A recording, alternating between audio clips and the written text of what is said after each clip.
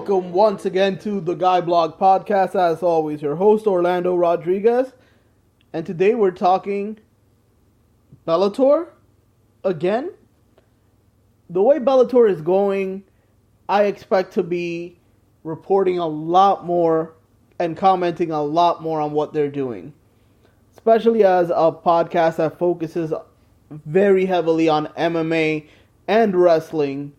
This type of news is right up my alley.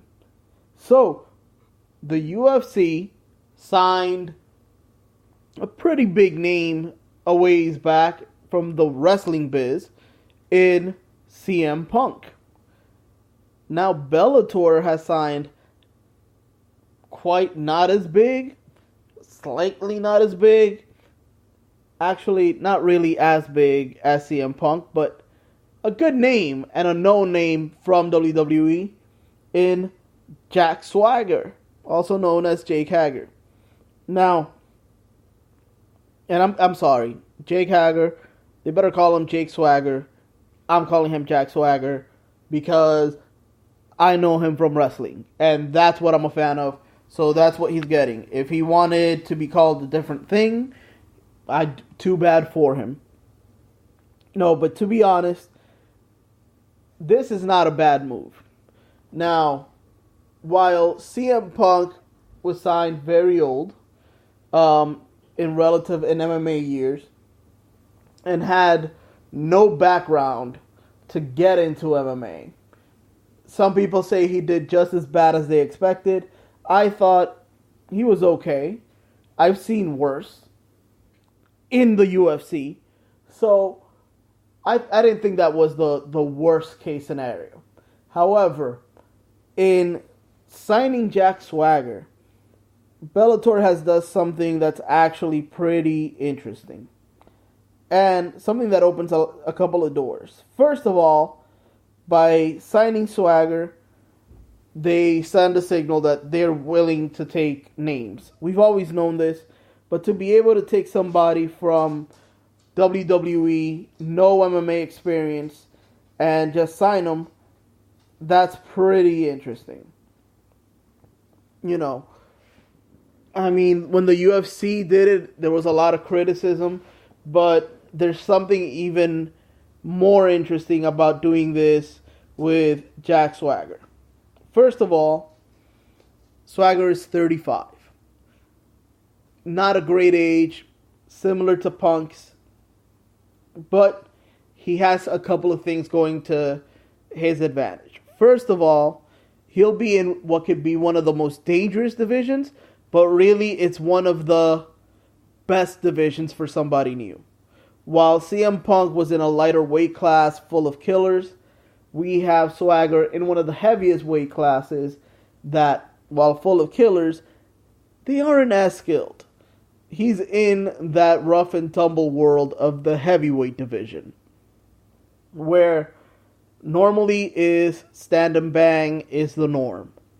You know, so that's a plus, because the fighters at that level, while they can be tough, they might not be, you know, as well-rounded as in other divisions, as other divisions force fighters to be. However, if they don't have to be as well-rounded, you still need skills, because it's dangerous. They can knock anybody out. Well, the heavyweight division, anybody can get knocked out, but it's very, very interesting to get a 35-year-old, still strong, heavyweight fighter that's debuting, but has a collegiate wrestling pedigree. That always plays out well. And to have that skill set of having that background in collegiate style wrestling, Greco-Roman style wrestling, you know, more so than pro wrestling, has some big advantages in that big division. Just think of Brock Lesnar comes to mind automatically, but also Cain Velasquez and Daniel Cormier. Those skills translate very, very well to the heavyweight division. Why? Because you have these fighters that are very large, they're used to just going for the knockout. Some do practice some jiu-jitsu, but most of them don't have the experience in carrying the skills of having to fight with using for an extended period of time a certain amount of strength to carry another human being, of stamina, of being able to breathe correctly during the fight. And y'all might think I'm joking, but I'm not. Daniel Cormier, Cain Velasquez, Brock Lesnar, and Brock Lesnar's gas is out now, but back then, he used to be good. Cain Velasquez, it wasn't just how technical his striking was, it was his wrestling. Because in heavyweights, there aren't that many well-rounded wrestlers. So if Jack Swagger, can work on his stand-up game and really improve on that, while CM Punk had to work on everything, Swagger has to work on one thing mainly, and a second thing second. Like, his main thing is to improve his striking and his striking defense. Why? As a former wrestler, that's his instinct. That's his bread and butter.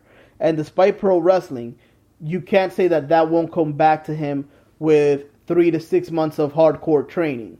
So 3 to 6 months of wrestling training, he'll be good on the ground. He'll be begging people to take him down and so he can do what he does. He's not a small guy. 6'7". Jack Swagger is a big boy.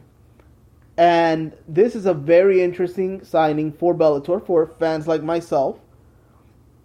Bellator has an amazing amount of talent, beyond what most people imagine. However, they're still looking for stars. Jack Swagger could be that star. And just imagine this. Brock Lesnar could go from fighting in the UFC to fighting in WWE to getting his suspension up, and once it's done, Lesnar versus Swagger in Bellator, I'd watch that. Bellator that would be a pay-per-view.